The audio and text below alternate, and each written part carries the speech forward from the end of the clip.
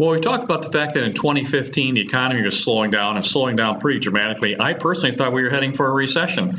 The central banks around the world all got together and decided that they were going to have a coordinated liquidation, and QE3 was born. Here in the United States, the Federal Reserve put out $1.5 trillion in liquidity, buying stocks and bonds and adding liquidity to the banks.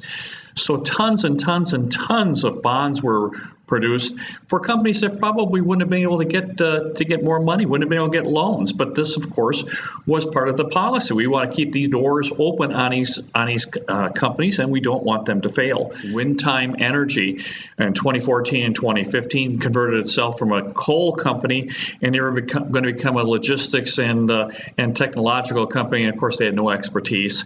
And just last week, it's going to be China's very first bankruptcy, and they're going to default on about $1.5 billion in bonds. I think it's over $10 billion in yuan. So it's a pretty big deal there. And of course, I think this is just the tip of the iceberg. We're going to start seeing more and more as interest rates start going up. And of course, as the underwriting standards for getting bonds gets tougher and tougher, I think you're going to see companies struggling to get money. Which brings me to today's topic, would be Tesla. Tesla's in the news again. They've been having trouble with their production. They've been having a lot of executives leave, which is never a good sign.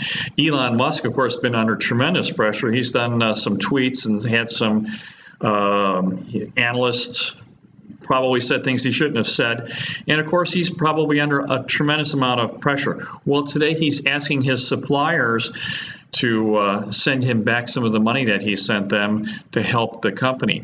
Well, that's really a bad sign. And of course, Tesla has been living on bond money. They're really not making a profit. They're just kind of a startup company, but they're a startup in a big way. And they borrowed tremendous amount of money. So believe me when I tell you that when the economy starts to slow down and interest rates go up and people start to get a little more discriminating about where they're going to put their money, these companies may have trouble to liquefy. And of course, if you're in the bond market or if you're in the stock market and you have some of these things, you really need to pay attention and start getting into something much more conservative.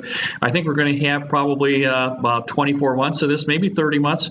I think we're just at the very beginning of this, and things will probably decelerate from here. So just a thought, if we can help, let me know. My best. Bye-bye.